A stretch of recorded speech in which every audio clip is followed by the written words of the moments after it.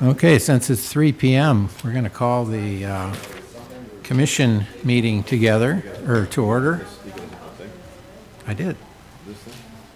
Oh, the gavel? Yeah, there you go, very good. I like that.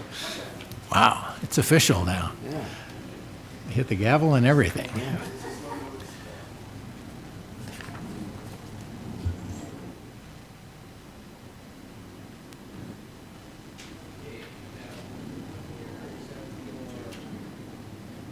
Turn it on, I guess just turn it on. Everyone here is, on the commission is present except for Louis. Josh Wright. Josh. And Josh Ray, sorry. So, let's see. We have a quorum then? All right. So we'll proceed on with the agenda. We're going to do things a little bit differently when I ask for a vote on something like approving the minutes and stuff, we'll just raise your hand, and so forth, instead of a voice vote. I'd like to introduce Elise Henry, who is the interim harbor master. All right, Elise. Very nice. And she's a familiar face to us all and knows the ins and outs of the Marina and so forth. So it's great to have her in that position. Thank you. We're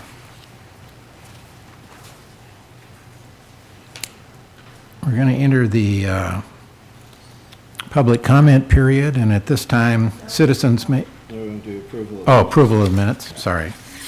There's the updated agenda. Okay, Yeah, there's an updated one. okay, I had a question on the minutes. okay. Ken. Go ahead.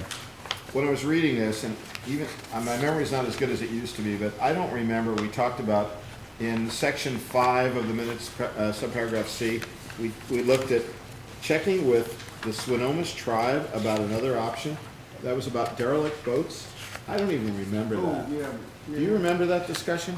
Yeah, they. Well, I made an offhand comment about that there was a program with the Swinomish tribe that is, they're working in conjunction with a boatyard in the Laconer area to take care of some boats, primarily their own fishing boats. So I'm not sure that it probably doesn't cover anybody but their own interests and so forth. But I got it. So with that being stated, I move that we approve the minutes as submitted. okay, can I have a second to that? Second. Okay, it's been moved and seconded that the minutes be approved as submitted. All those in favor signify by raising your hand. Aye. Can I still say that? Yeah, you can still say it. Okay, motion passes. Thank you.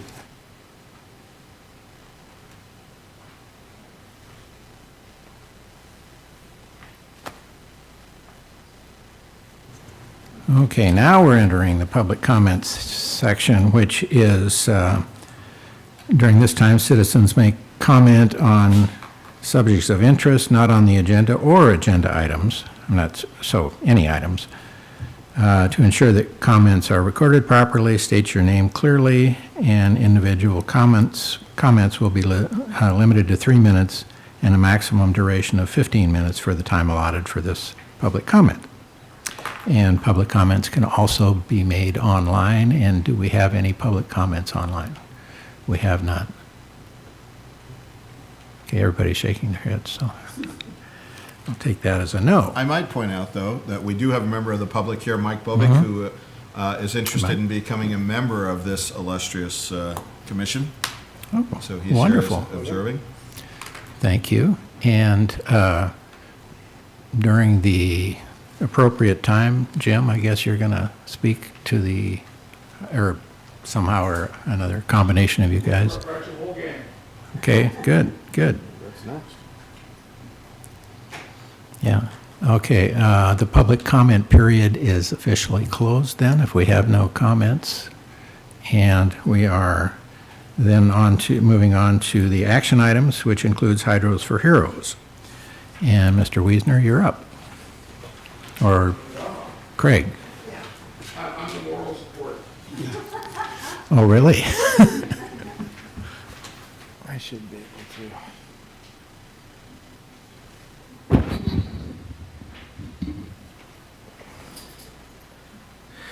Okay, well, thank you for, I think inviting us, summoning us, something. But in any case, happy to be here.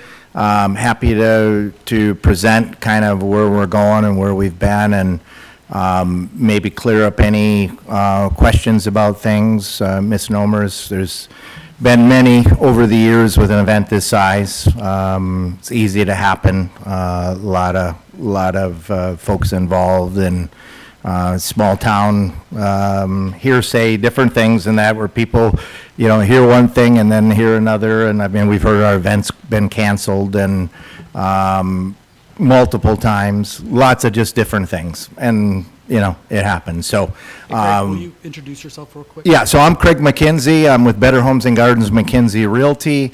Homes for Heroes here in Oak Harbor, our home buying and selling program, as well as Hydros for Heroes, which was kind of a spin-off of that program.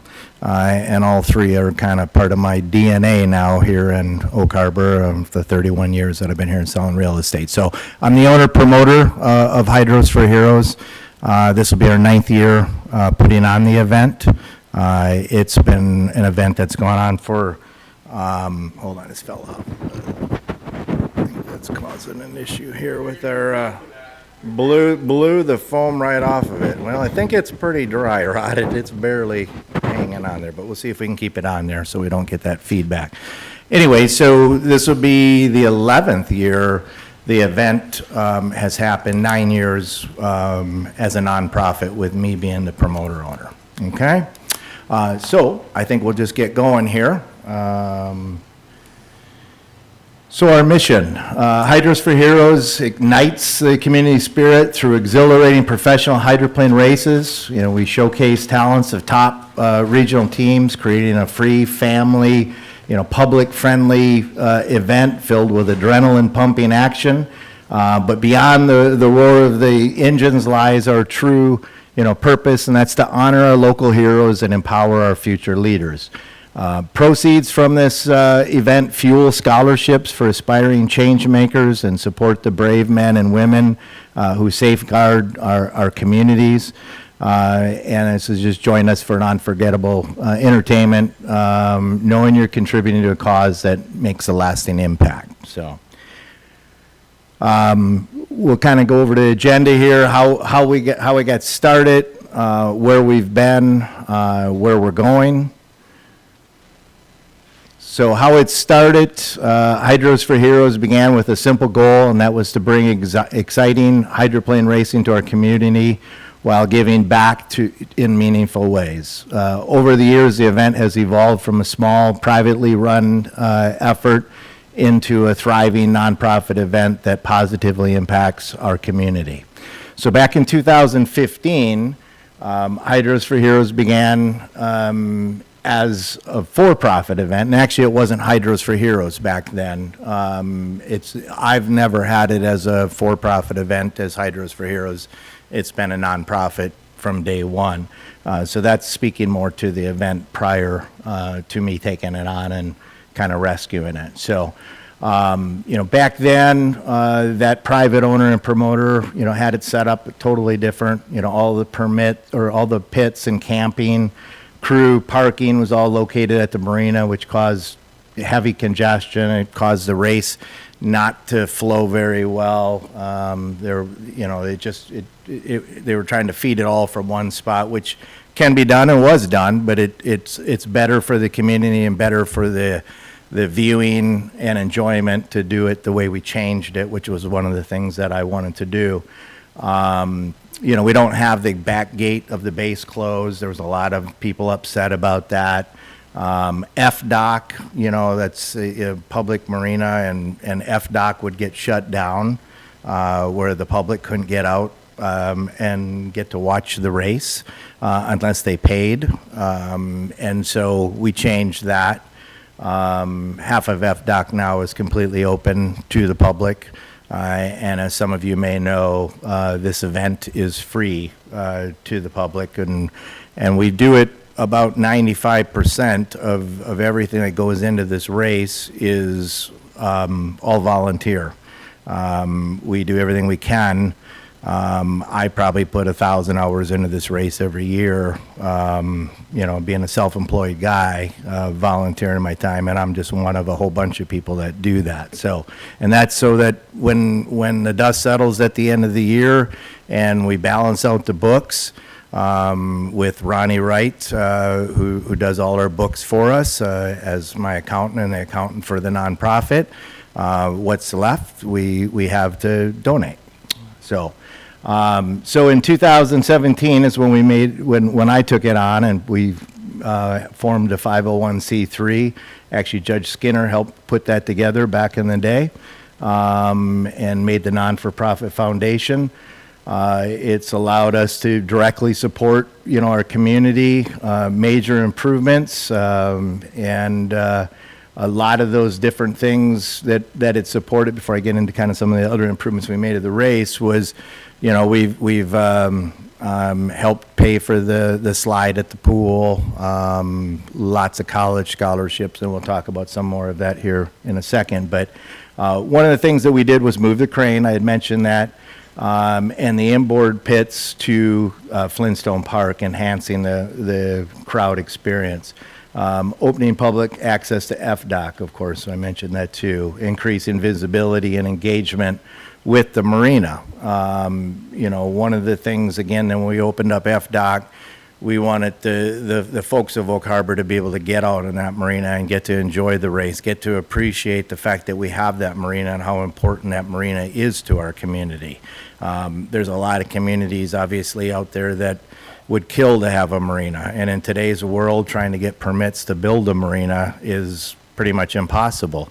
So the fact that we've got that, it's a treasure that we need to protect and enhance as much as possible. Matter of fact, I had met with Steve at the Public Works and said, if your waterfront redevelopment plan isn't taking into account the marina and working hand in hand, you're missing the boat, no pun intended, right? So, I get it. I think the marina is a wonderful feature, and we do everything we can to help bring the visibility up. Obviously, our race does that just, organically in a huge way. So, next slide. So, where we've been. So Hydros for Heroes attracts over 10,000 attendees during the race weekend. More than 50 race teams from across the Pacific Northwest participate.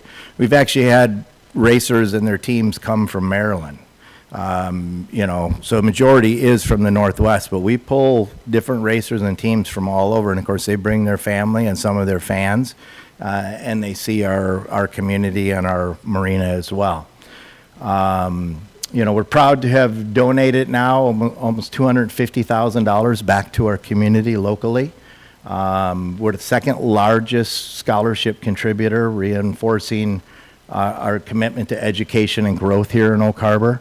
Our event continues to host community leaders as sponsors, fostering stronger connections with the marina and the greater community. The marina staff co-hosts the event and continuously refines it for improved experience and operations. I got to say, Elise here, and Chris is retired, I know, but those two and their staff have just been amazing. The whole city has been, quite frankly. When we took it over, there was a lot of folks upset for a lot of different reasons. Even the racers were upset. There was a lot of messes that Jim and I had to fix, and we fixed them. The community has bent over backwards, the city, the marina, to help put this event on for all that it is, which is just an amazing thing and something that Oak Harbor is becoming more and more known for. So thank you, Elise. Appreciate it.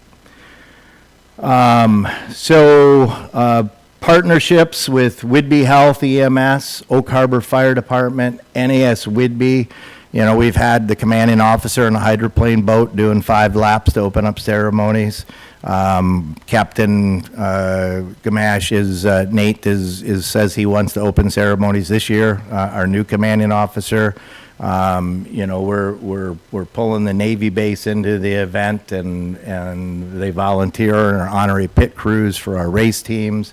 U.S. Coast Guard has been working with us many times over the years. There've been a few years where they haven't been able to, but they're going to be involved again this year to help a smooth execution of the event. And, the American Powerboat Association, they've recognized this as one of the best race events in the nation.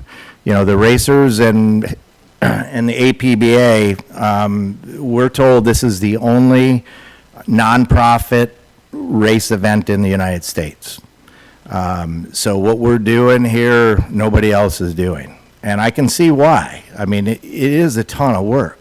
I mean, it is all year long a lot of work. And then the last 3 months, and then the last month, and then the last week, it's like Armageddon. I mean, it's brutal. Jim and I have, at times questioned our sanity as to whether or not this is something we want to keep doing. Can we keep doing? We're getting older, I mean, and it's getting harder and harder to find people to show up that you're going to pay to do a job. You can just imagine what it's like to get people to show up to volunteer. But there are a lot of folks that are still wanting to volunteer. They see what a great event it is. They see the great things it's doing for our heroes, our kids, our community, and the folks at the Marina are just, one of many, but that are there. They're getting paid to be there, but they're happy to be helping, and it's obvious because they love the event. So major enhancements for 2025. So for this year's event, some key improvements to improve efficiency and reduce disruptions. We're going to have reduced closure time. Boat ramp will now only be closed on Saturday and Sunday, minimizing the inconvenience to marina users. I will also say in the last couple of years, we put a break in on Saturday and Sunday. It gave us a chance to try to feed our crane operator and our rescue crews.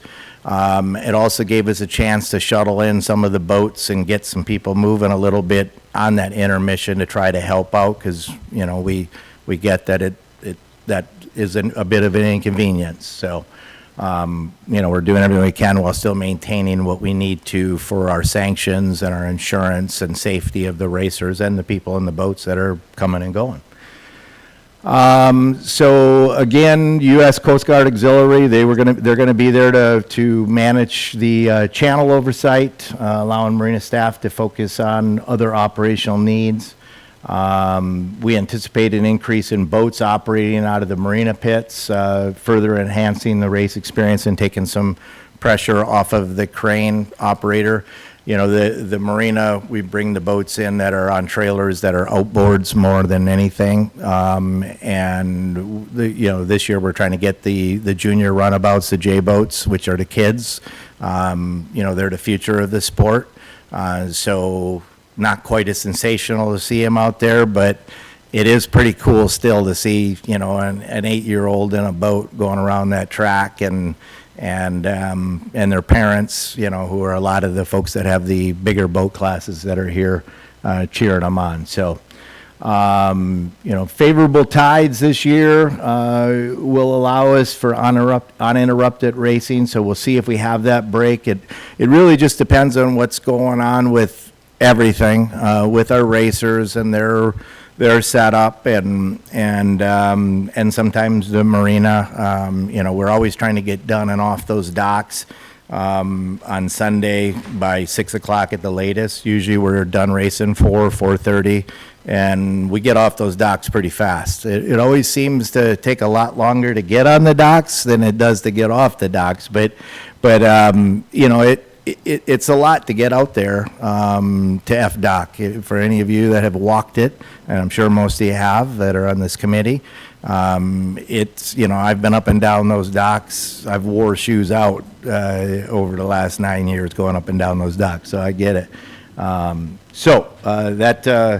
We always think we've got the tides totally nailed, and then there's a wind or different things that happen that sometimes screw us up, so we'll see for sure. So where we're going, Hydros for Heroes has grown from a local to a major community event with regional significance, and of course we'd like to continue our upward growth on that. Our ongoing efforts to improve operations, support local initiatives, and promote the marina will continue to drive a positive impact.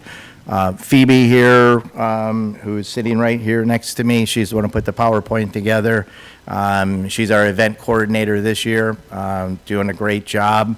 And, you know, that's going to be a lot of it. You know, we're constantly going to be working on things. One of the things that, you know, I can think of is just like on our race program and our website to try to draw more attention to, you know, as a co-host, our marina.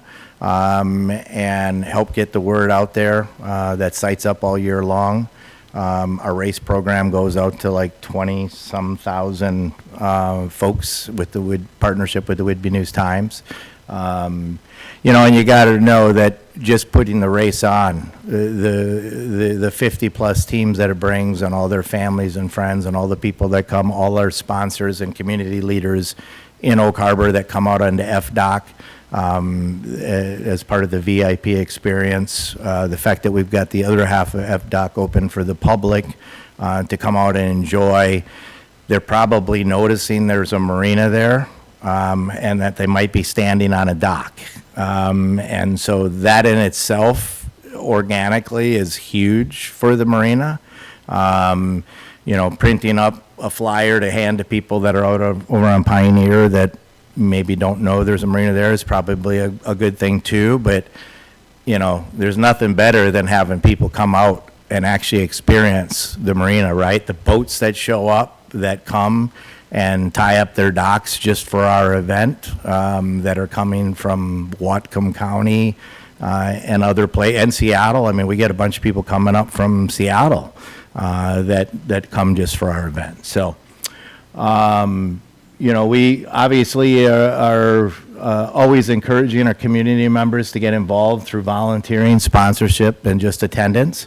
And then looking ahead, we're just excited to expand Hydros for Heroes, continuing its growth and positive impact with opportunities for community involvement. You know, this event has grown a lot. A lot of people know about it, but quite frankly, this event could grow a lot more. And that's part of why we have a paid event coordinator now, because between Jim and I and our 1,000 other things we're trying to do, well, we're trying to dedicate 1,000 hours of time putting this event on. At some point, you run out of time, you know, and you have to sleep.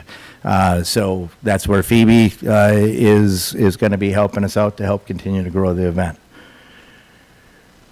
Thank you for your continued support, and obviously we look forward to another great year, and I'm happy to answer any questions that any of you all might have regarding this year's event, and if I can't answer it, I might lean on Jim for that, because some of the event, you know, I handle more of the stuff on the shore.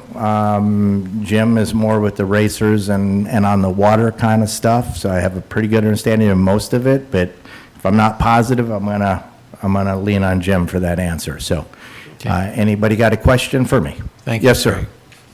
Yeah, Craig, I appreciate, I appreciate what all that you and Jim have done to contribute to the community, but I just wanted to let you in on an issue that many of the marina tenants have with this event. And as you know, those of us that have boats, the summer weekends are pretty precious to us. That's when we like to use our boats, and we pay moorage to the marina all year long for the opportunity to use our boats in the few weekends we have in the summer. And in the past, you have closed access to the marina, at least for the majority of that whole weekend, to the marina tenants. They can't come or go. And I think this last year, it was even more restrictive than it has been in the past. At least that's the way it was advertised. It was advertised that we couldn't exit or enter the marina at any time during that weekend. And I think it was even on Friday this time. That's a big deal to the boat owners in the marina, and I think it would help a lot if you guys could create more breaks or make it much easier for the marina tenants to leave and enter the marina for which they're paying for. I'm sure you know, the city doesn't pay anything to support that marina. It's all done on the backs of the marina tenants, and yet they're giving up one of their summer weekends for that. Yeah, and we are aware of that. I think we've actually, oops, lost my phone again. This thing's in bad shape. It's like, I don't know if somebody ate half of it or what happened here, but there could be I'll just, yeah, it's like dry rotted. It's just falling apart in my hand. So, we are aware of that, and I think really with our Coast Guard permit and the marina, they're the ones that set that more than we do. There's the operations of the marina, a lot of that, we rely on the marina to dictate that, and obviously it's got to be closed when we're racing. We also have tides. You, as a boat owner and a big boat owner, you know that tides are a thing here, right? And if I could take the tides out of this water and the salt, we could quadruple this race and make it a lot easier for everybody. Trust me. I wouldn't have to advertise and try to get the entire state to learn a new date every year and change all our signage and do all the, I'd love to be the music festival and have Labor Day weekend. That would just be wonderful. So I hear what you're saying, and we do think about that all the time, and I do appreciate that input. I don't know if there's anything more than we can do than we're already doing. Is there anything, Elise, that you can think of with what we're already planning for this year? So I can tell you, as the marina, we put a more strenuous on our advertisement on when you can come and go than what you actually probably could come and go, because we inevitably get that one person that's trying to leave right at race time as there's 6 boats trying to come out of the pits there at the launch ramp. So that's why our times look really dramatic. We could reduce that. I'm open to that, but I have just learned from past experiences that most people, when they see 11 o'clock, they think that means 1 o'clock. It doesn't mean 11 o'clock, and so that's why we've pushed it back to where there is a little gap, and I work with people as they express that they're looking to go out, and we'll allow them out. Well, this past year, it seemed from all the publication that you couldn't leave or enter at all unless it was very early in the morning. I wasn't aware of the breaks in between prior to this, so if I can get a race schedule sooner, that way I can publish breaks a little better. That was part of why I published all day based on historical knowledge of when races had started and when races had ended in the past. Now with the Coast Guard Auxiliary out in the channel, they will be the ultimate yay or nay coming into the marina from the channel.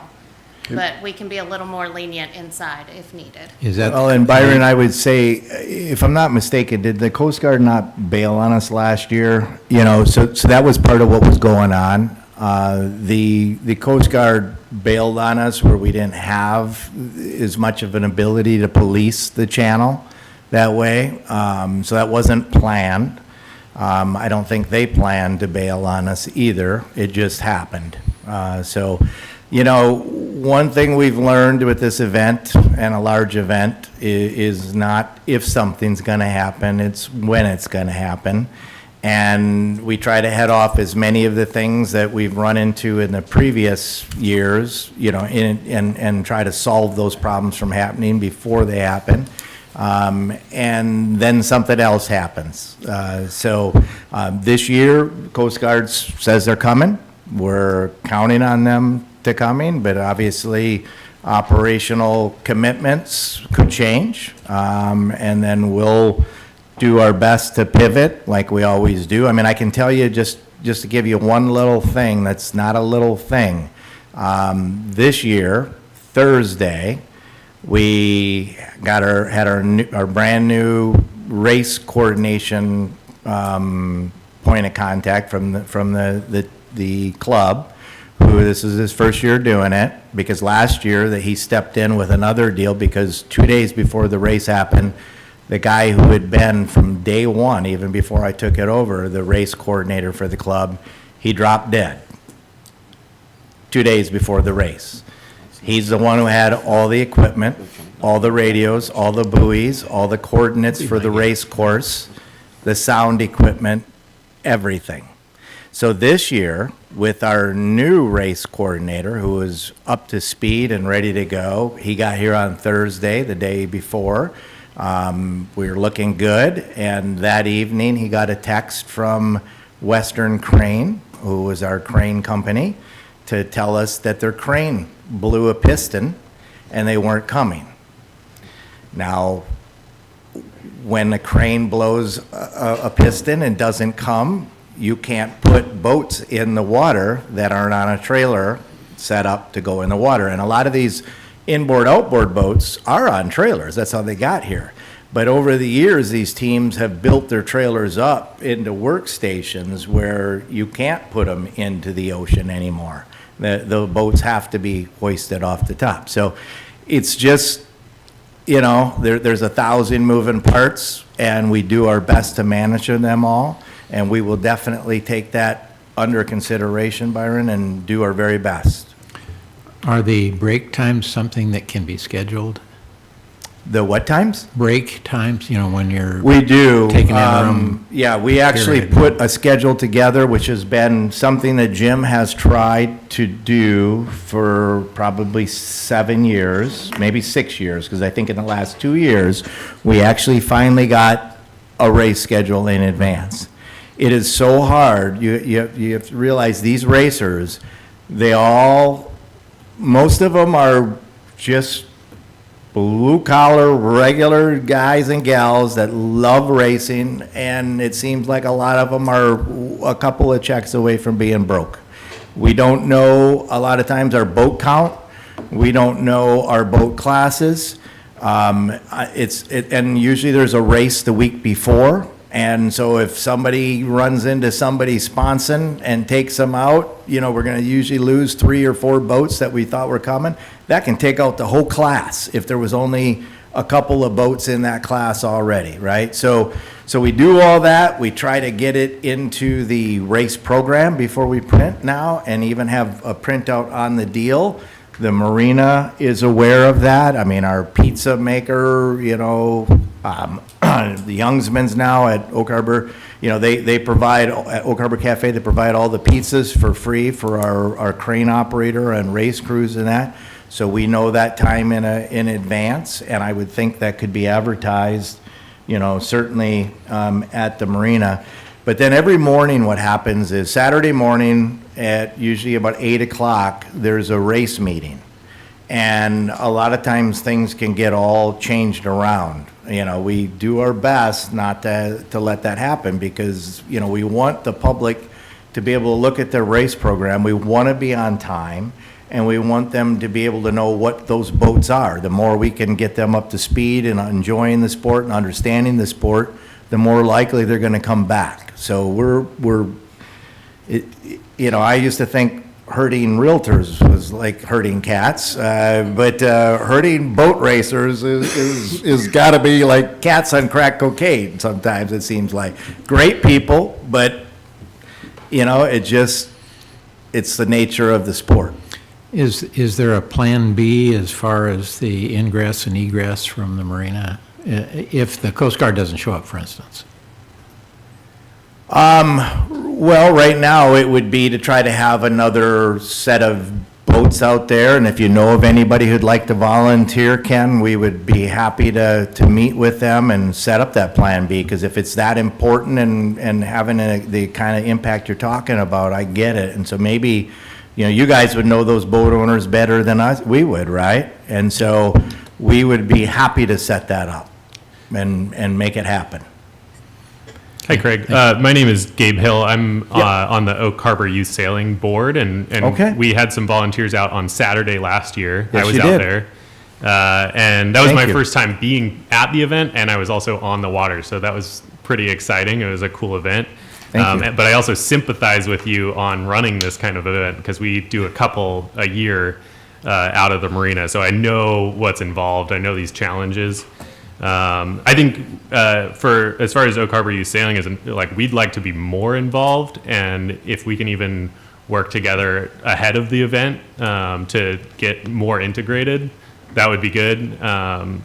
We have 4 boats that are maneuverable and set up for moving marks and towing boats, and we have trained operators that are ready to go for that. So, like, Beautiful. I think using us would be good. And one thing that I think would be helpful for marina tenants would be having, like, some kind of marked passage channel, either on the water with buoys or on, like, a publicized map, and then maybe having a guide boat that could be, one of our boats that when it's clear to go, you follow this boat, something like that. Kind of like a pilot boat. Yeah, like a pilot. Yeah, like you see on the highway. And that's kind of what we do at our events. We aren't as organized because our boats aren't nearly as fast. We don't have to have the same requirements. Right. But when we see a boat coming, they're allowed to go through, and we, as we can, send a boat to guide them because they don't know where all these little sailboats are about to head. So we have someone go that knows what's about to happen to help them through. So I think that would be really helpful, possibly to you, but mostly to the marina tenants to get more access in and out. So that would be good. And yeah, like a map of the whole area, publicized with where the race course is going to be, where the entrances and exits are going to be, so that boaters and people on shore alike can know what's going on. I think that would be really helpful with times of when the ramp is going to be available, when you can come and leave, those kinds of things. We try and do that with the marina. We don't publicize it because people don't care as much, but I think it would be good to have posted and available, maybe in the marina newsletter, the month before if possible. Yeah, so that that's would be just a great. couple thoughts from me, and Beautiful. we're here to help. Thank you. Yeah. Thanks, Yeah. Gabe. We, last year, we were ready to, you guys were doing Driftwood Patrol, and we were all excited about that and happy to have the kids involved, in a big way. And then we were told that if they weren't at the race meeting in the morning, they weren't allowed to be out on the water, so that got thrown at us by the club, actually, by one of the people from the club.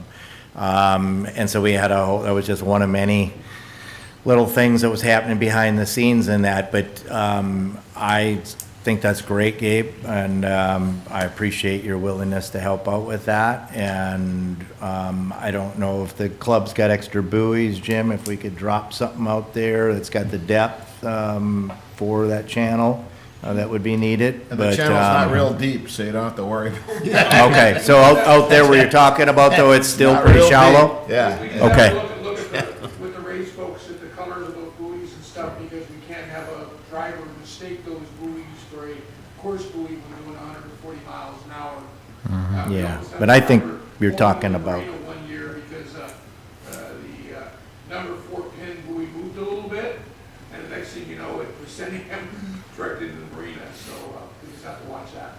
Yeah, and Gabe, I think you're thinking more like further out, right? That would be quite a ways out of the course, is Yeah. what you're thinking, Wherever maybe, it's or- possible, and it Yeah. doesn't have to be a physical marker. It could just Okay. be if there's a plan, this is where boats go. That's helpful. Yeah, I will tell you, just the towboats and all of that last year, that was a whole nother debacle that happened. We needed them, we didn't need them, we needed them, we didn't need them, we needed them, and then I think we didn't need them. I mean, Jim's son was right in the middle of that and just about blew a gasket by the time it was all said and done, and I could see why. It was goofy. It's just part of the, we've actually got 2 people this year, we've already met with them. Matter of fact, we met with them last Friday. And Jason Schrock and Rochelle Hill, who are both part of the club, have been to our event multiple times. They both have E350s, which is like a 5-liter. It's the size below the Grand Prix, so they do about 135 miles an hour. And they both live in Mount Vernon. And they're our new race directors for this year. And I mean, he sent us an outline with everything we talked about that was about a page and a half long. I think they're going to be all over it. And so we will, and we're going to have in meetings. So if you can get with Phoebe when we're done to get her your information, she can get you involved so you can attend, the meetings and our planning and that, and we can dial that in as perfectly as perfect gets with an imperfect event, right? But Yeah. I, Craig, I think so, yeah. I'm sorry. Yes. When you mention the club, what club are you referring to? This is the name of it now is the Pacific Northwest, PNW, It's the PN Power BRA or Boat whatever, Racing. yeah, Pacific Northwest Yeah. Boat Racing Association, so it's PN BRA. But it used to be Seattle Dragon Ski, Tacoma Inboard Racing Association, and there was one other one. It was 3 clubs, which you can imagine what that was like, So anyhow, it's just, they've combined it. And of course, last year was our first year with them combined, with the race coordinator passing away 2 days before the event, and them combining all their sound equipment and everything that we had to try to make work. So last year, not this last year, but the year before when that happened, we had the F-18s flying over that were supposed to happen at the finish of the national anthem, and we had no sound. So we didn't have sound for another half an hour after the F-18s went over. We had the mayor sitting out there waiting to talk and couldn't talk, and it's That's kind of a perk. yeah. It was no. It was Sorry. Mr. Severance. Mr. Severance was out there, and Rhonda, which, as some of you may or may not know, part of this brainchild of this having hydroplane races again back in Oak Harbor was Rhonda Severance. And Chris Sublett was very involved in that as well, and he's been a big proponent of it, and Elise right there along with him in that. But Rhonda actually was one of the big instigators in bringing this back to Oak Harbor. So.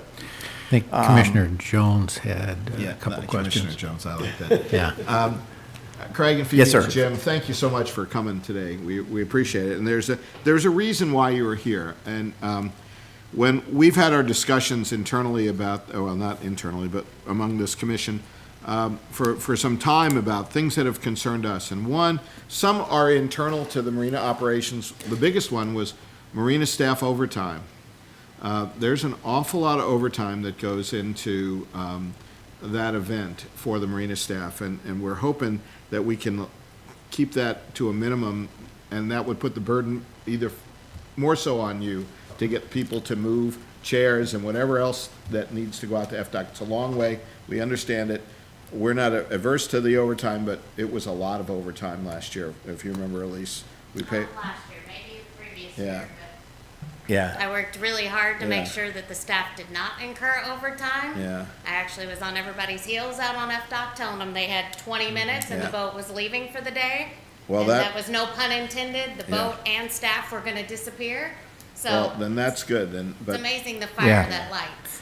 that's a good thing. Yeah, because last year, JJ, just so you know, between 2 staff members accumulative, there was 1 hour overtime last year. Then hopefully that issue's been fixed, and so, and thank you. Because in the past, we've seen a lot of money spent on overtime. Okay. I think you've addressed, to Byron Scooby's point about the closing effectively of the marina, and I think anything that Gabe can offer to help people get in and out, and so it's not so much of a burden, that will be great. One of the things that always came back to me was from the crabbers. The crabbers, that's peak crabbing season in Oak Harbor, and losing that boat ramp for Friday, Saturday, Sunday was really, really stuck in their craw. And I'm not sure there's any way around that, and maybe we just tell crabbers to go launch somewhere else for that period of time, but that didn't go over really well. I don't think there's any solution to that, quite frankly, the way it's set up now. Well, I mean, obviously, we try to get down to 2 days, JJ, and yeah, I mean, I don't know how many days there are in crabbing season. I love crabbing too. Matter of fact, I bought 5 tickets again last year for my whole family. We didn't put one pot in the water. So that was Yeah. not my best crabbing season. Sure. And I get it. And it is a couple of days out of a 365 day, which is not all crabbing days, obviously. And the crabbers get crabby, when they don't get to absolutely go do. get their crabs. You And bet. I'm a hound dog for crabs. I mean, I love them.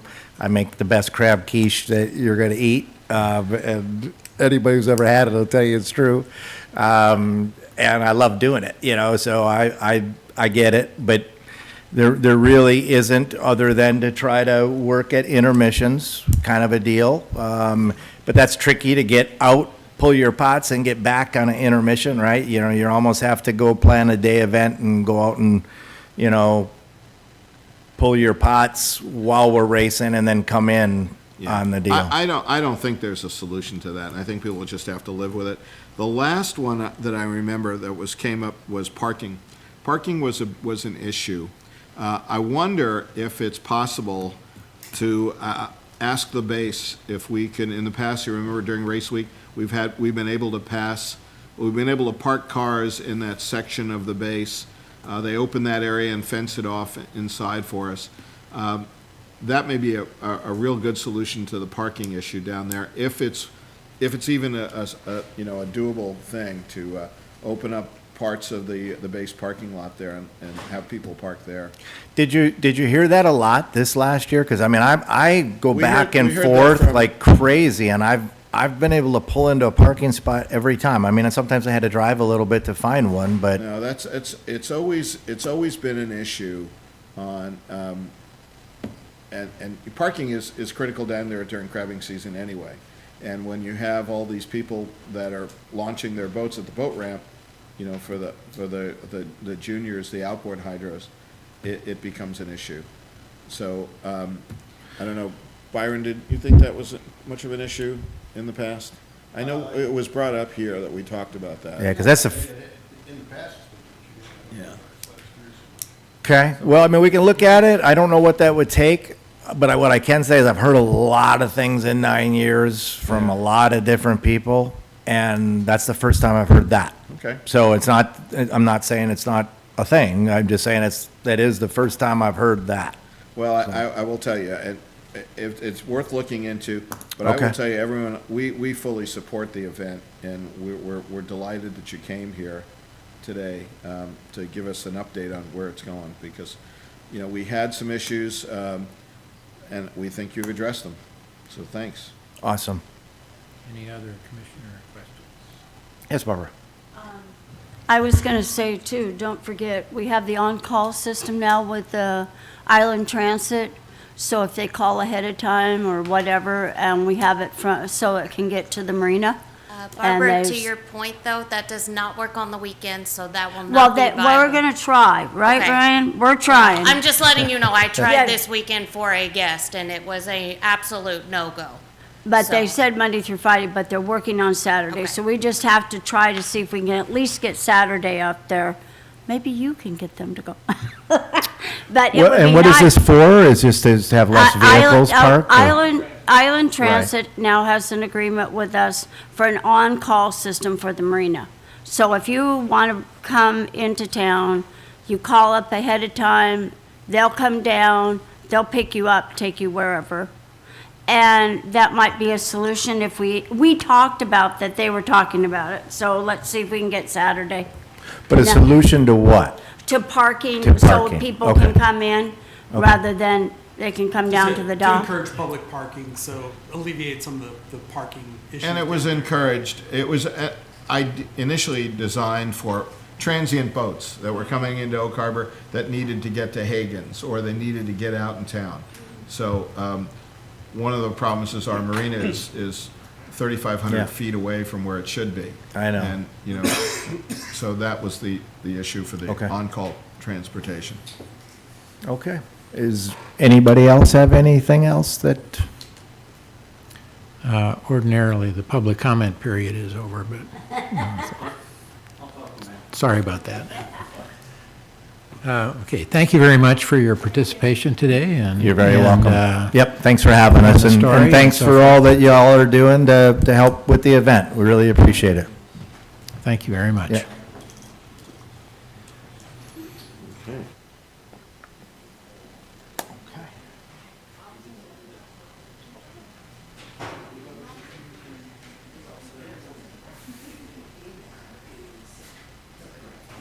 One of the items on our agenda is changes to the board appointment process. And Brian, do you want to field that one, or Sure, yeah. share with So us? we've received about a half dozen applications for our vacancy on the MAC. Ken and I were scheduling interviews, and then we got notified, hold on, appointments are on hold right now. So the council is working through a change in the process. They want to make sure vacancies are announced for a minimum of 30 days. They're updating the application questions and also allowing the ex officios, the representatives from council, to participate in that process. They're going to have set interview questions, which will probably work maybe in one of the subcommittees on helping to put those together, specifically for the Marina Advisory Commission. I spoke with Mikhail. They are trying to get that back to City Council for adoption as soon as they can. They're just running the bylaws and necessary code revisions through the city attorney, and then we can get that process going. But it'll be a little more of a formalized process in interviewing and appointing applicants onto the advisory boards. But hopefully it's a good change where we feel like they've been vetted. And it's great to see such interest in the Marina Advisory Commission with the number of applications we received, and also encouraging to see potential applicants for the commission come and join in on the process beforehand and learn a little bit about what we do. You bet, yeah. Go ahead. They aren't talking about changing the composition of our board or anything, right? It's just the, No, just the appointment. Just the process. application Yeah, right now, this process. is just changing the process for applications to the commissions. The biggest one is that there's a 30-day waiting period between announcing the position opening and the final decision. Is that Correct, a fair statement? Yeah, okay. Yeah, any other questions around changes to the process? No, do you have an update on? I have a question okay, go about ahead. how long, Brian, before we're going to get an opportunity to appoint someone? Yeah, I asked Mikhail that just before the meeting, and she wasn't sure which council agenda that was going to be on, but hopefully very soon. Okay. And the council's role is what? Approval of the candidates? Yeah, right. So Mikhail will bring those updates back to City Council, and because the process for appointing people to the boards and commissions is in the code, we have to do an ordinance to change that for that update. So that has to be approved and adopted by council. Who's going to be involved in the interview process? From my understanding, it would still be a staff representative, a liaison from council, and then usually the chair of the board. Okay. Any other questions? Okay. Thank you, Brian. And I don't know, you're wearing more than one hat, obviously, so. Can you summarize the dioxin report kind of thing? That was and I emphasize the summarize because I attended the meeting, and essentially, telephonically I attended, and essentially, if I can take a little bit of your time, dioxins are present in the sediments, primarily in the nearshore area, which is where the water goes, the drainage from the parking lots and so forth. And our engineers are in the process of determining whether, if those spoils are blended in with the other spoils, then we're okay as far as the dioxin threshold is, yeah.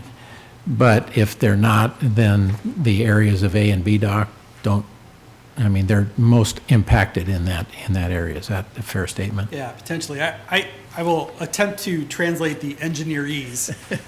So we go ahead and gave you the raw reports to I guess interpret those. The Dredging Material Management Office, or DMMO, which is made up of a handful of different agencies like the Department of Ecology, Army Corps of Engineers, DNR, EPA. They're an oversight committee with authority over disposal of dredging materials. So yes, like you said, dioxins are a contaminant particulate found in soils, usually from runoff upland into the tidelands. We found higher concentrations of that closer to shore around A and B dock in particular. But the preliminary report shows that it's not as high as they were worried about. As long as the marina is dredged in a single phase, it shouldn't be any problem at all. As long as the spoils are Correct, disposed are of at disposed the of same time. altogether, right? Yeah. So we would mix in, dredgings around EF dock with the AB dock, and it'll be all right. You have a wider dispersion rate of concentration of those dioxins. What they don't recommend is doing it in a phased approach where we would do just that footprint of the nearshore docks area by itself, or do that at a later date, because if we only do the outer areas and then come in, we won't have enough materials to mix to get to that level. Now, that preliminary report was favorable, but that still goes to this DMMO, which they're trying to get it onto their agenda either this week or maybe next week. They meet weekly. And then they'll make a determination and submit that determination to us, and that'll kind of be the official say of whether we can proceed in that light.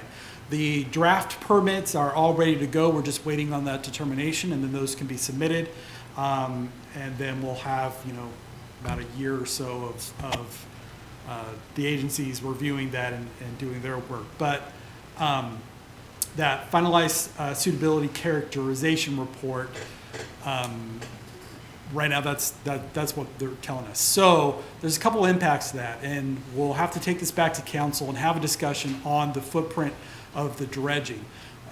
Because one of the things we were looking at was changing that footprint, doing just those most critical areas in the marina, and maybe not what we were looking at as a full 100% dredging of everything, and then using some of that cost savings in the bonding to address matching with funding for the breakwater, repairs or replacement, and some of the dock renovations. So if we do that, we have to consider this new data around the dioxins on the nearshore dock areas. One of the takeaways that I got from that discussion was that they don't know exactly where this discussion is going to go, but that alphabet group that you mentioned, the DMMO or whatever, will let us know. Right, yeah, that determination will let us know. And that doesn't And necessarily... did you ever think, Brian, that you'd be, Brian, I'm sorry, would be concerned about dioxins when you came here? Well, it's, anytime you're doing any kind of project like that, there's contaminants like that, in brownfields on land as well, Yeah. So. Now, this report doesn't necessarily stop anything. There's an alternative disposal with upland disposal. That does cost about 10 times as much, though. So you have disposal in the 20s per cubic yard with open water dispersion. That's more of like $300 per cubic yard for upland. Now, this is a small footprint of that total dredging, right? So while it's incrementally or exponentially larger in cost, it's really only for a very small footprint. So right now, we've asked Moffitt and Nichols to give us a cost for the modified dredging footprint without a dock, if we were to go that route, or better understand what is that cost impact to the project if we had to go the route of doing overland dispersion disposal. Do you want to handle the harbor master replacement process? Any other questions about the dioxin report at this point yet? Good. We don't know enough to answer your questions. But. So harbor master recruitment, we reviewed the applications this past week, sat down with the review committee this morning, and selected 5 of the, I think it was 9 candidates or so, for interviews. And so our HR department is scheduling those.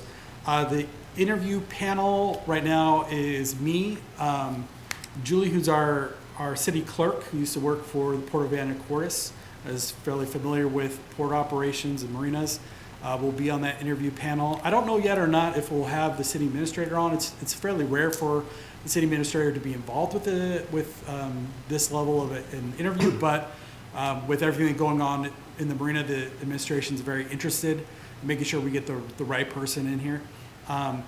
I would like to have a member of the Marina Advisory Commission in on that interview as well if possible, and would ask for a volunteer to participate. I'm sure we'll have a volunteer. What were the, if you can summarize some of their qualifications, were these people who have been harbor masters before, or are they coming from somewhere else? Yeah, we really had the gambit. All of them had some manner of involvement in the marine industry. We had a few harbor masters with quite a bit of experience as harbor masters, and some that have worked in ports. We've had a few of that mid-management level of assistant harbor masters and interim harbor masters. We had a couple of those as well. And then we had some that either had naval experience with marine facilities and or other marine industry positions where they're quite familiar with marinas and dock maintenance and working with crews and things like that. So this position obviously has a few more considerations than we would normally hire for a harbor master. Not only considering that we are at the threshold of doing some pretty major, large-scale capital projects, which is important. We're doing the permitting right now for the dredging, but also consideration of some of the financial strategies with those around exploring a port district and things like that.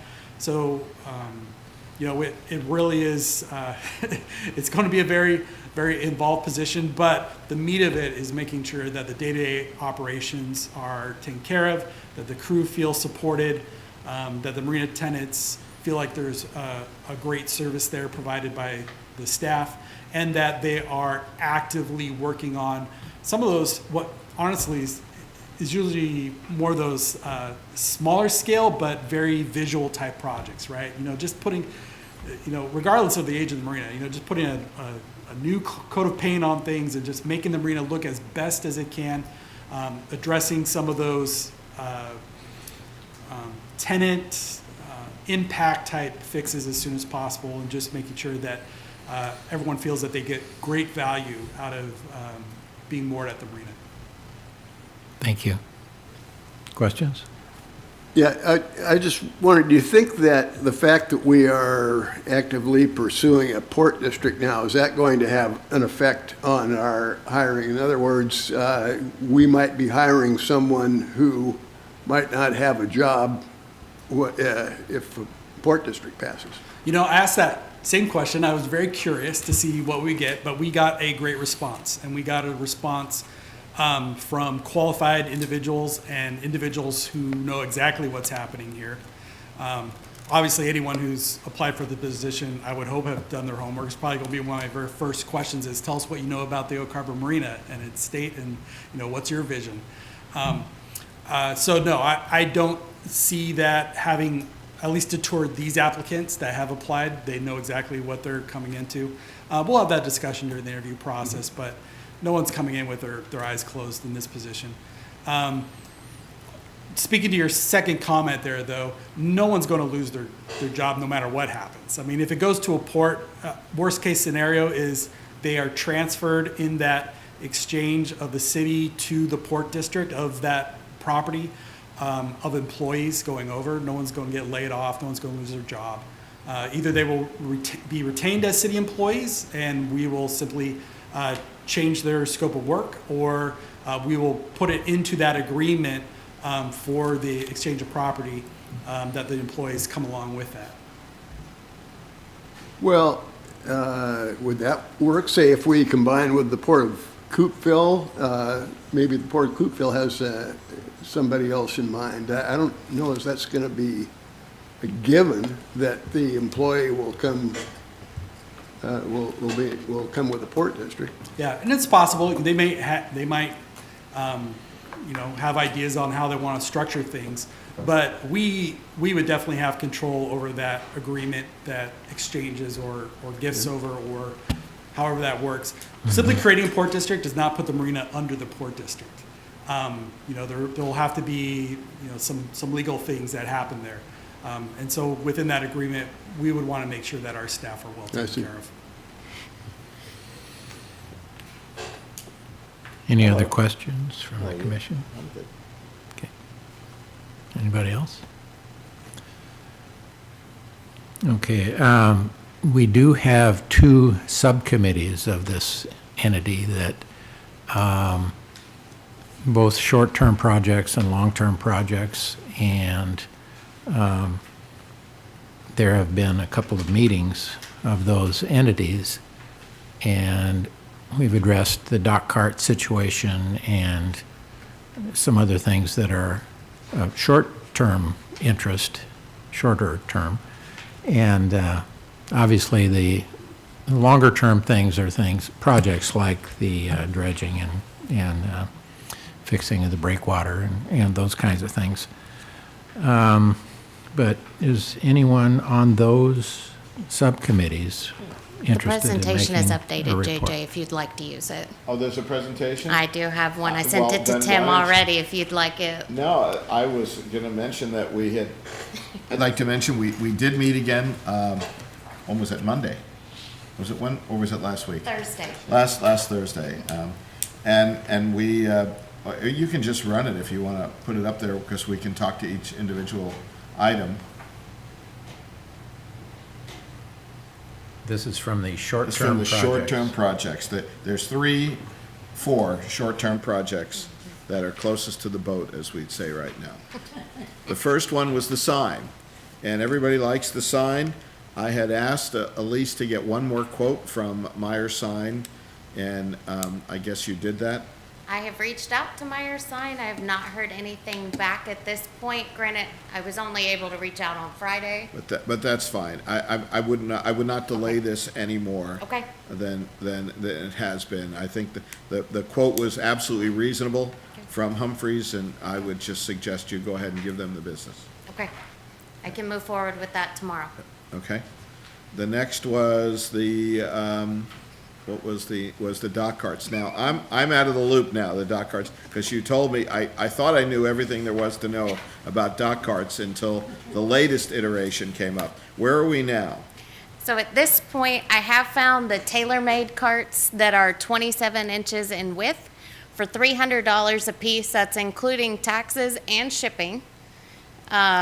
That is only one website that has that price, however. Every other website has them at like $400 to $500 a piece. So right now we could order 10 and it would be right at $3,000, like I said, all in taxes, shipping, because I went ahead and did a mock-up in the cart, made sure it was being shipped here. So I don't know if we are looking to move forward at $3,000 for 10. That would take a motion for a recommendation, I guess. Okay. Oh. Then I move we approve the purchase of 10 dock carts from this great company that's gonna do it for $300 apiece. I'll second that. Okay, it's been moved and seconded. All those in favor, raise your right hand, raise your hand, anyway, a hand. Okay, motion passes.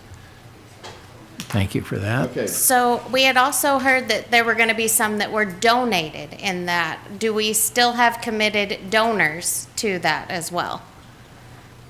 I believe we do. We do? Okay. yeah.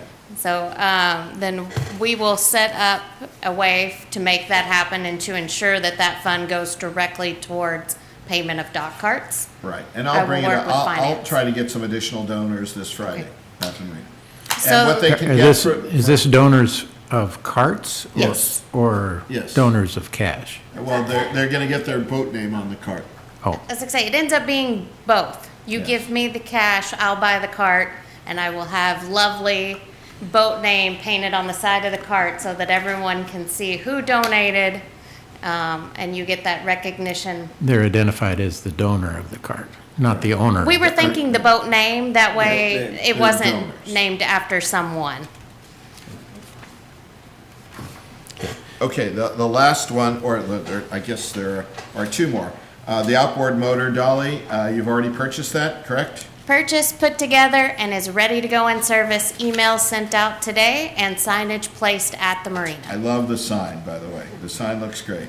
So that's, we can, and I guess it was out of necessity that we've done this, because I've already seen people dragging their outboards out of the back of their trucks and trying to get them to their boats. So it's getting to that time. So that was timely and well done. The next one is the power pedestals. Power pedestals is a much more expensive undertaking, but Lord knows we need it. And so, Elise, if you would outline the cost? Believe, if I remember correctly, for the smaller version that we have to provide a stand for, we're looking at about $30,000 for 50 of them. Now, if we buy the larger one, similar to what's on like North F Dock, Yeah. it would be closer to 45 or 50,000 for 50 of them, I believe. And Well, hold on. did you get, I'm sorry, did you get an opportunity to walk the docks and find out how bad they're? Not yet, Okay. but we will walk the dock and identify if there are 50 that are very, very bad. To your dock cart thing, we also figured out the newest meters we receive are 2 inches smaller. Oh, So we can possibly, if for some reason I go to purchase these and they don't have them for $300 each, we could possibly go to a wider, cheaper cart by utilizing some of the smaller digital meters and placing the larger ones in locations where it does not matter. okay, good. Are these all 30 amp service? Yeah, they're all 30, they're all in the location where I would need to switch them. It would not matter. I can mix and match and just record the meter reading from where it's taken from and a new start meter reading for what gets placed. For some reason, I think we still have a number of unmetered pedestals, is that correct? We do. Is there a plan to put meters on those with this project? Or, I mean, I've never understood why we don't have meters on all of the pedestals. That was before my time. I do not mind if we put meters on everything. I can tell you all of West E and most of South F is unmetered at this time. And that's, includes the transient slips? It does. And they pay a fixed fee, is that Yes, correct? they pay a flat rate. And how does that compare to a normal usage boat in a comparable slip? That's a good question that I don't think we've ever put like a meter made to understand kilowatt hour usage on a guest moorage. But I can tell you if that slip is rented all month long, we are making significantly more than what I would make at that flat rate for that same size slip. Because that flat rate's like $30.11. But on the other hand, those people are probably using more electricity, I would bet. It is possible, and we could put I mean, meters out there. they'll crank up the heater on that boat if they aren't paying for it. I don't know that it would ever be feasible that the marina could read the meter at check-in and check-out every time to where we could charge them for kilowatt hours. Oh, no, Just- I'm talking about tenants, though. Oh, yes, Yeah, yes. yeah. No, I completely agree with that statement. I thought you were talking guest moorage. Yeah. I was going to say, I don't think that's feasible. No, the guest moorage, I think, is a flat fee kind of thing. I mean, that's kind of an industry standard, Yes. You know, in my experience, anyway. I am the champion of this power pedestal project for a lot of reasons. One is we're going to have to do it eventually, and the condition of some of the meters, some of the power pedestals that are certainly undercover, the ones that don't get freshwater washdown, are just incredibly bad. And it only takes a little bit to start a big-time electrical fire, and we don't need that. So I don't think that spending $45,000 to replace 50 bad meters is excessive. But we have to, I don't know, how does everybody else feel about? Yeah. I mean, and at this Other commission. comments? And this commission ought to be able to make that recommendation that we do spend not an exorbitant amount of money to increase the safety of our marina. At least I understand, you haven't really done a survey as to exactly how many meters we are talking about, or what? I have not. I have Yeah. not. I just put a 50 as a Yeah, rough okay. estimate to get a quote, because I figured, as you mentioned, there are quite a few on West E that are not metered, that I could put those in place of and could always utilize those unmetered ones if there was some sort of emergency for a temporary repair. But yeah, I have not walked the marina yet. Okay. And the last one was Gabe's kayak storage thing? Yeah, there's a survey for people to fill out about what they would want from a kayak storage area. And so that's available, and I think the plan is to get it out to the public through the Marina newsletter and a few other places. But Elise has that now.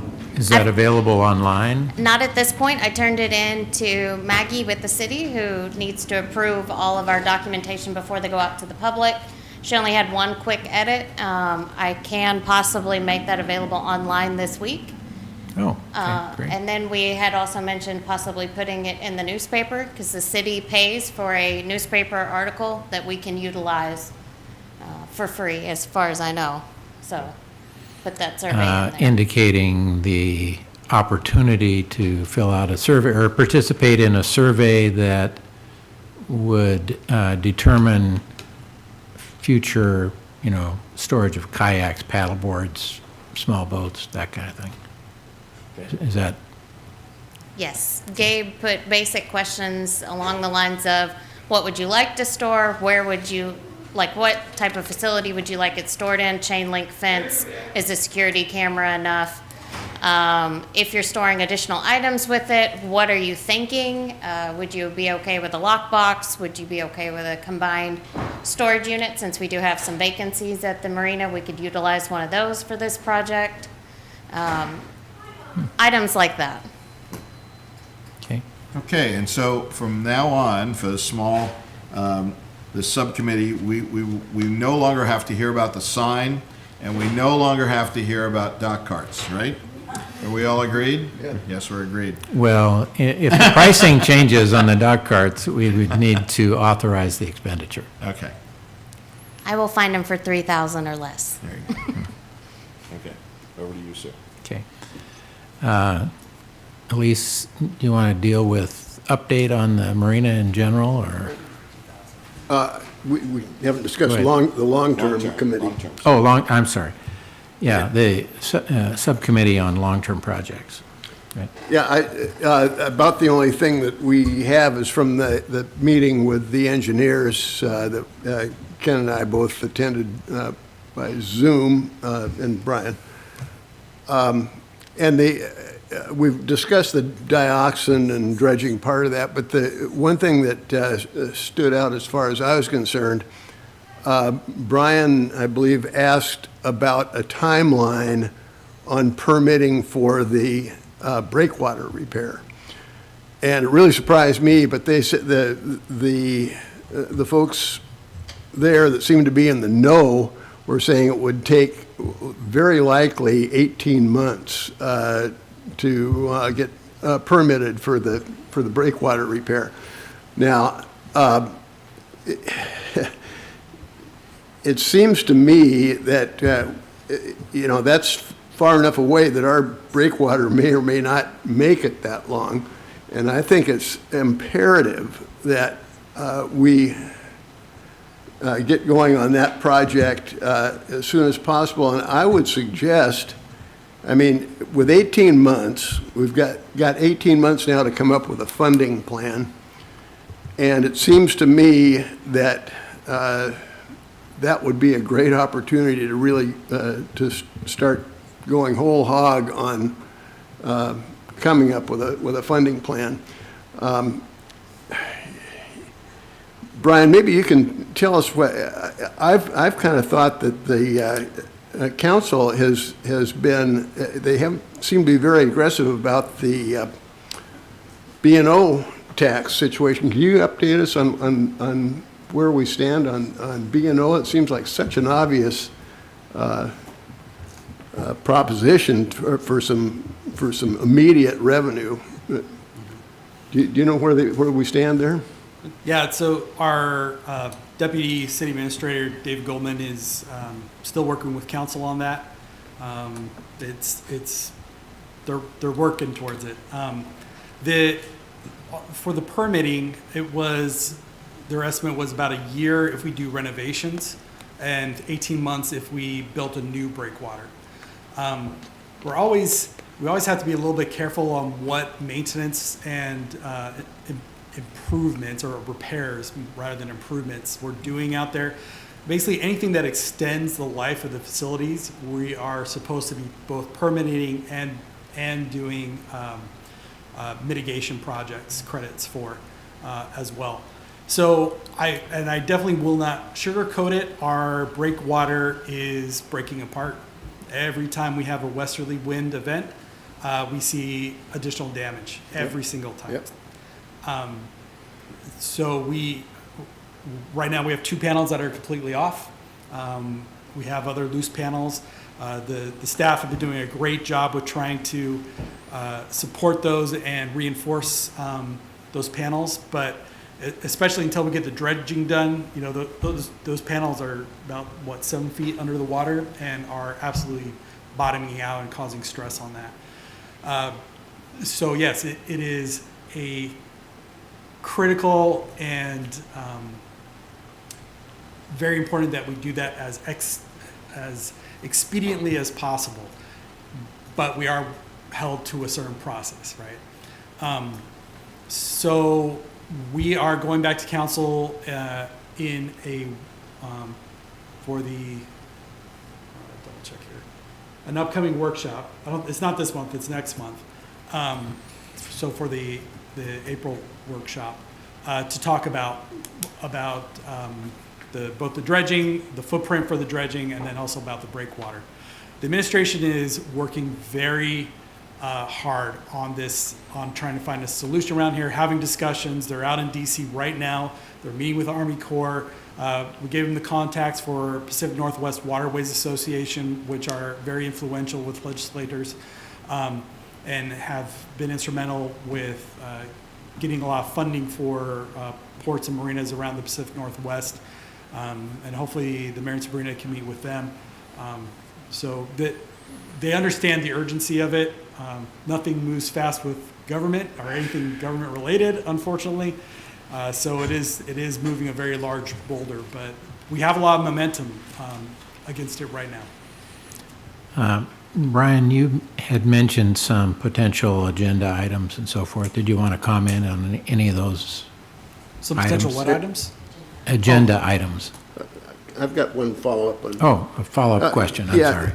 I guess one thing I really get worried about is we've heard some snippets of talks about maybe reducing our dredging project and doing some so that we have a little money that we can pull out of that to do the breakwater repair. To me, that just seems so foolhardy because it's exactly how we got ourselves in this situation already. That was what was done with the last dredging project in 2010, and it just does not make sense to me to be doing something less than adequate now and doing some haphazard breakwater repairs that aren't going to last long enough to get funding in place. It just seems to me that we've got to make a decision right now whether this marina is going to exist for the next 30 years or whether we're going to tear it down. And doing a piecemeal thing just to me does not make any sense whatsoever. And I want to jump on that, we can tag team. Sorry, Brian, but we're gonna ask you the hard questions here. I mean, has the council committed to creating a port district? I mean, are they committed to doing that? If they are, there are so many things that have to happen and have to happen fairly quickly or many months ago. We have to identify, we have to create a subcommittee, we have to create a committee to get a special, something like this in a special election. I mean, I could go on for hours about the fact I've been through so many school elections in this town in my 45 years here that I know that you don't put something like a port district on the ballot in November. In a general election, it would be destined to fail.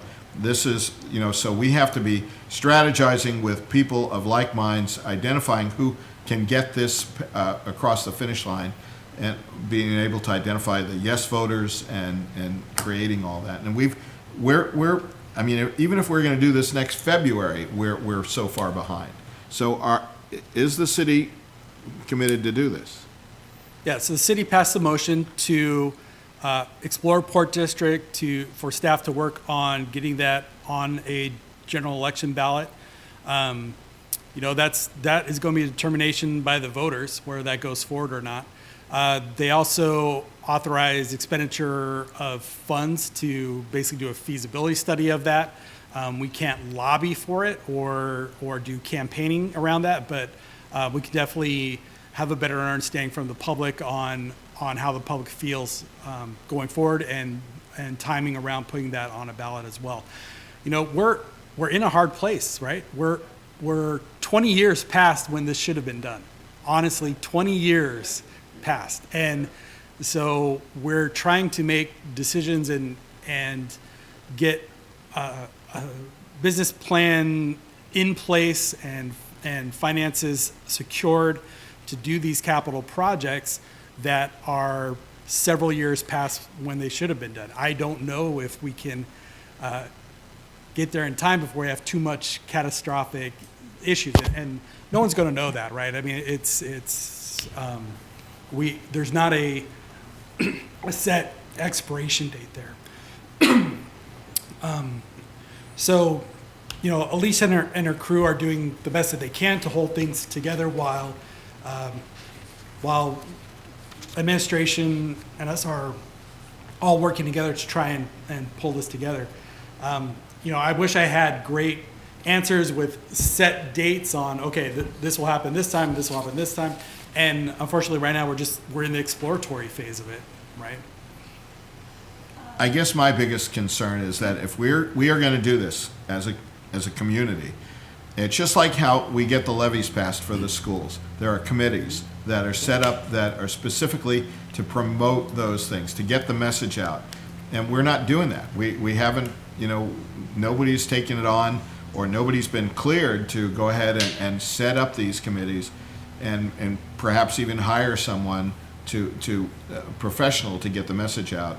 So it isn't going to fail. I mean, port districts notoriously, when they, over the years in the state, have very rarely passed on their first opportunity before the voters.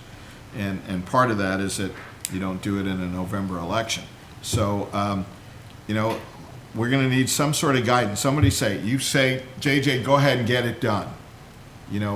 Set up the committee, do what needs to be done to garner the signatures that's required to put it on the ballot, and then we have direction.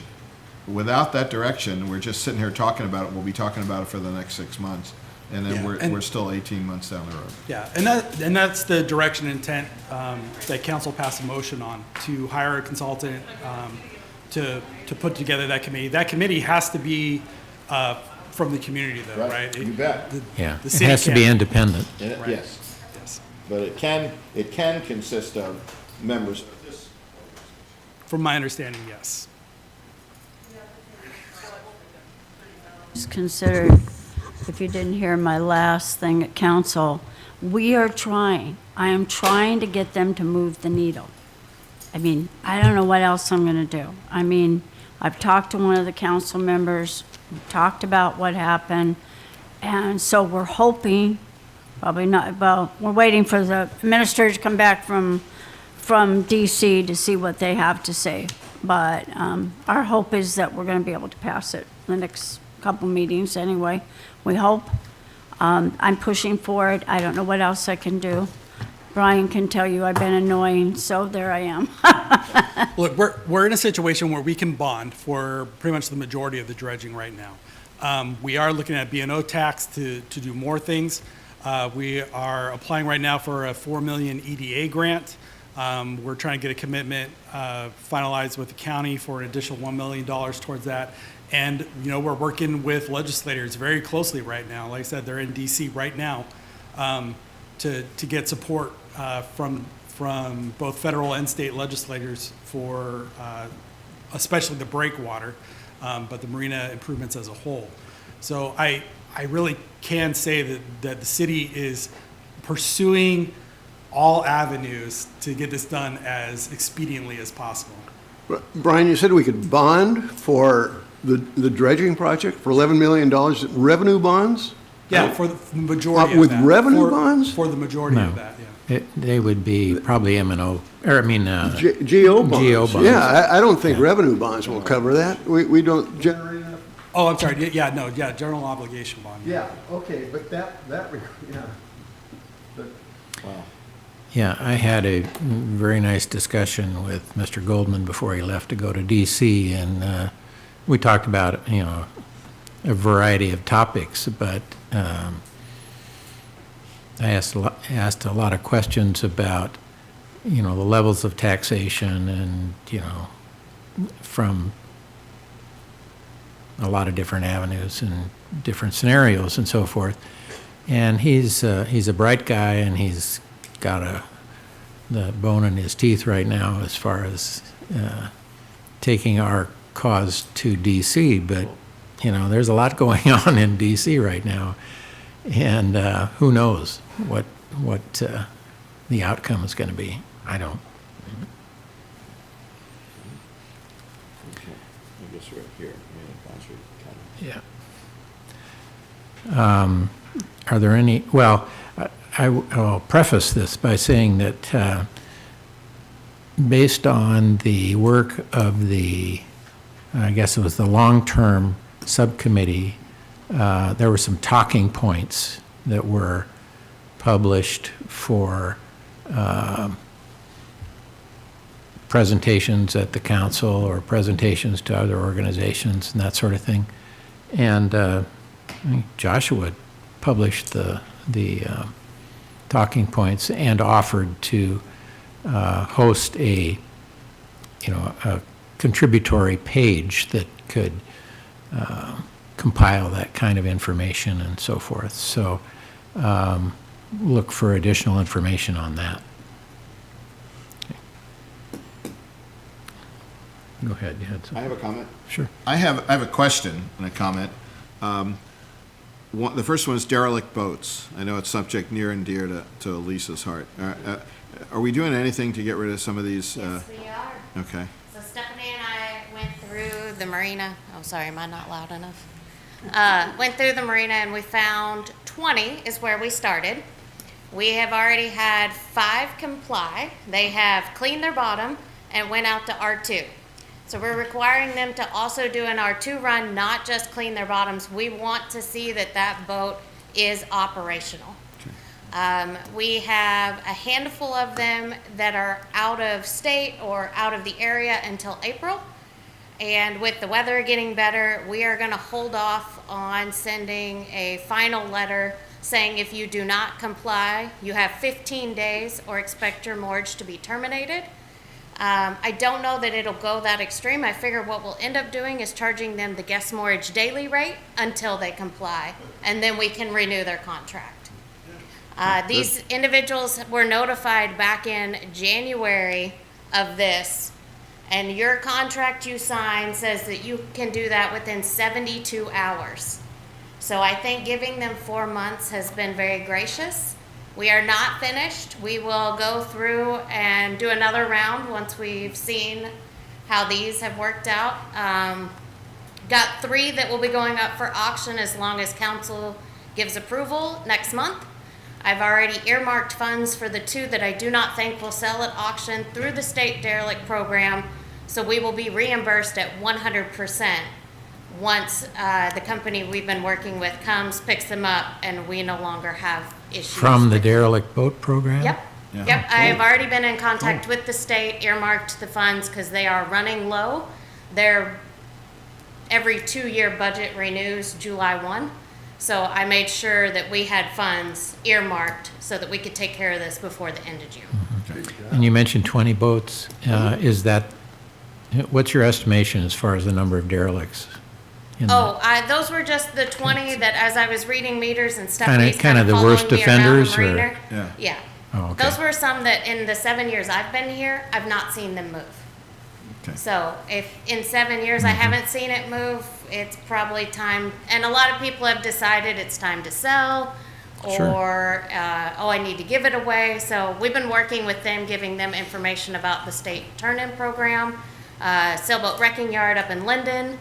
And then there was one just recently that left the marina through a vessel veterans program that they turned it into. So Okay. we are actively working and we are trying, JJ, I promise. Thank you. I have one question for Brian, and I'm not sure how to phrase this. I have been, or is there any truth to the rumor that a sizable amount of funds have been removed from the enterprise fund for some undisclosed project around the marina? Do you know anything about that, Brian? No, I'm not sure what you're referring to. Well, I have it. Are you talking about the facility replacement fund? Is that what that is? So what that is it's fairly new. All the budgets with for operations that have facilities are setting aside a portion of the reserves into a special reserve for replacement of those facilities, like replacing the harbor master's office. I see. I thought that's what the enterprise did, that all the money in our enterprise fund was going towards the maintenance of our enterprise, which is the marina. Maintenance, but this is specifically referring to replacing the facility. Well, So we have, what about replacing the breakwater? yeah, so I'm at a loss to figure out why they would take money out of a specific fund that has been utilized for the care and maintenance and eventually replacement of the marina and take it out of the enterprise fund and put it in a sequestered fund for effectively the same reason, right? Does that make sense? Yeah, Anybody? right, and if they're taking it out to repair facilities. Or well, replace, or what Brian is saying is it's to replace a facility. Well, how about replacing the breakwater? Don't you think, I'd rather have the $300,000 there, wouldn't you? Well, I'm not sure why that was done or why it makes any sense, but, you know, it is government accounting, so, and is that what we're talking about? They took money out of the enterprise fund for a facilities maintenance or facilities replacement fund? Is that Yeah, what it out was? of enterprise fund reserves for that, but that doesn't happen until 2026. But that impacts the whole equation as far as supporting the improvements, the dredging and so forth. I'm puzzled too. I had not heard that before. I'm happy to have, I can request finance to come and. Yeah, explain we it. would, that would be a good idea if we had them to come, and with dollar amounts Yeah. as well. Yeah, no, that's been done for all my budgets. Okay. It'd also be good to know like what facilities are covered under that, like that could be replaced by that fund. And It's the it was the harbor master's office in the parking lot, and I think we've taken the parking lot off. Parking. Yep. Just that. but then there's other Just the city upland facilities on that facilities. list, right? That or is this just specific within the marina? I'm sorry, say Is that this again. fund just related to the marina, or is No, it? no, no. Any facility that the city owns. So they have it for like the center as well. Yeah. So someone is making a determination about the value of all the city's real estate and allocating funds for future replacement? Correct. Okay, that's something we need to look Yeah. into. Are there other enterprise funds that have to contribute to this as well? Public Works operates as an enterprise fund, and I believe they have facilities as well that have that. That has been implemented, yeah. You know, I'm going to vent for 30 seconds. You know, we try really hard. We put up with big rate increases just so we have money in the Marina account, the enterprise account, to do things like power pedestals, to, you know, remove a 500-foot trip hazard that we've created on the main walkway by running cables above ground. You know, I mean, we have this money. I mean, there was, when last looked, it was over $1 million in that enterprise fund. And, you know, with $1 million, you can do some good to a marina that is losing tenants. You know, I looked at Elisa's last page here. We're down tenants again, month over month. So I'm not sure why we keep putting the money in there if we can't use it for what it's intended for. I'm sorry. And I understand like the intent behind this, you know, similar to the breakwater, great, you know, we're at the point it has to be replaced now.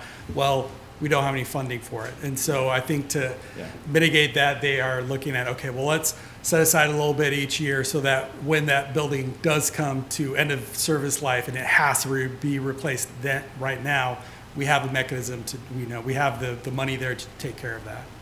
That's the intent. That's all well and good. Yeah.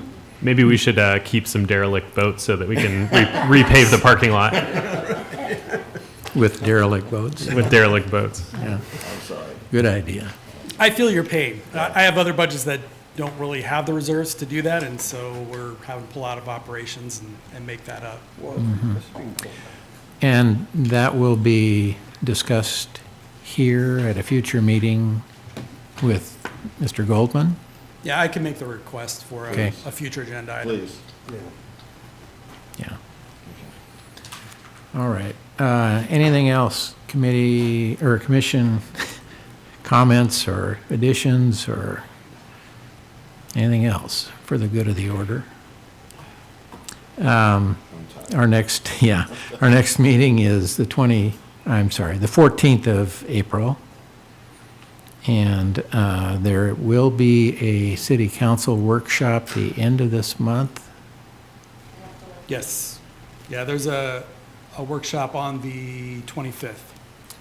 Does that include the marina in any of the topics or line items? We had tentatively put the marina there. I still need to check with Sabrina if we're going to keep it on that one or move it to the next one, just because there's a lot of moving parts right now. We're getting meetings set up with the Port of Coopville and different things like that. So we just want to make sure that we have something to come back to council with.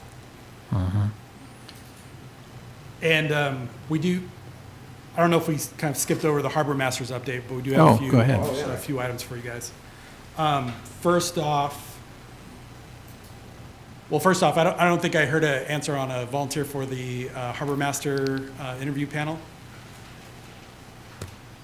We'll get you one. Okay, let me know. That's fine. We got a We'll little bit get of you time. one. Also, Tomorrow. we will be at the Anacortes Boat and Yacht Show, featuring Trawler Fest on May 15th through the 17th. That's a Thursday through a Saturday. Who's we? The marina?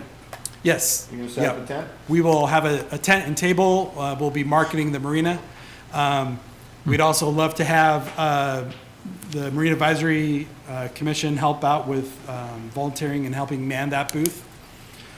So mark your calendars for May 15th through the 17th. And then. What was the date again? May 15th through the 17th. So that's a Thursday, Friday, and a Saturday.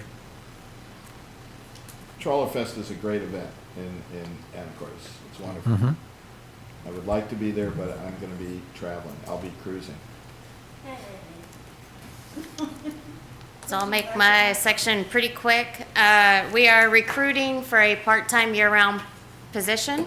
We had interviews last week. We did send an offer. We're waiting to hear back from HR if it was accepted or not. We are actively recruiting for our seasonals as well. We will have Dick Smith, as most of you know him, returning for a 7th year. He is scheduled to start March 17th. We do have Duncan going out for knee surgery on April 3rd, so in order to give him a couple of weeks to acclimate before he's tossed into the lion's den, I wanted to bring him on board a little early. I can tell you that the last few weeks in transition, I would not have been able to look like a decent interim harbor master had the crew not been there supporting me. They have been wonderful, and I could not do it without them. I'm very much appreciative of them. Coho Salmon, a project near and dear to my heart, is actively underway. They are more active every single feeding. We have 4 field trips this year lined up. First one is tomorrow. And then we have one on the 27th, one on the 1st of April, and one on the 27th of April. If any of you want to attend and volunteer and get to see preschoolers dump a bunch of food into a pen, let me know. I'll be happy to send you a calendar invite. Now, We have actually is the school district supportive of that? Is that how that's being not dealt seen with? anything from Oak Harbor School District yet. The group tomorrow is Miss Chocho's preschool. We have an Anacortes homeschool group coming. We have his kids' preschool group. Just for the enlightenment of others, what we're talking about is the holding pens that we have currently moored in the marina Yep. that hold 250,000, 30,000 approximately. 30,000? Oh, yeah, I'm sorry. I didn't mean to overstate that. That's okay. But, anyway, these are salmon, fingerlings, whatever. Anyway, and they're being acclimated to saltwater Yes. and fed on Yep. at least daily basis. We do 3 times a week per what the hatchery from Marble Mount set up for our feeding schedule. Okay, and they provide the food, don't they? They do. They provide the food and the fish and the feeding This is schedule. done in conjunction with the Northwest Puget Sound Anglers Association or whatever the name of that group is. Yeah, the Puget Sound Anglers, we deal with both the Fidalgo San Juan chapter and the Whigby Island chapter. So it is housed in the marina. The pens are anchored there and so forth. And, everybody's welcome to take a look at them and see what's going on down there and ask questions if you have them. So the public is welcome to come down there and take a look at those small salmon that are getting bigger every day. Yeah, very much so. We've actually seen more members of the community come down this year than we have in the last 3 years. That's great. Yeah. good. Release date is May 3rd at 9:30 a.m. I have planned it for high tide so we can flush them out. And then, let's see, breakwater repairs. It's been a major topic all day. Crew's been very actively working. We noticed on the south end, there is an underwater sea channel that is being damaged. And that is what's causing those pickets to fall down individually or make those cap or top rail pieces bend, snap, break. So we have added an additional support on the upland side, and where we're able to do maintenance on it from the dock without having to use the boat. Is it fair to say this is a Band-Aid? Very much so a Band-Aid. And we're noticing that sea channel is damaged because the pickets have either broke when they've grounded and wiggled or have rotted off, and there's nothing to support that sea channel. So it's just dangling from one side, causing And the extra sea channel weight. is part of the design of the breakwater? Yes, it is. I confirmed that with Moffett Nickel. Okay. And it's underwater, so there was not ever anything we could do maintenance-wise. It was another part of that design that technologies have changed, and they would not do that in the future. Any other commission comments? All right, as I started to say, April 14th is our next meeting, and we're adjourned.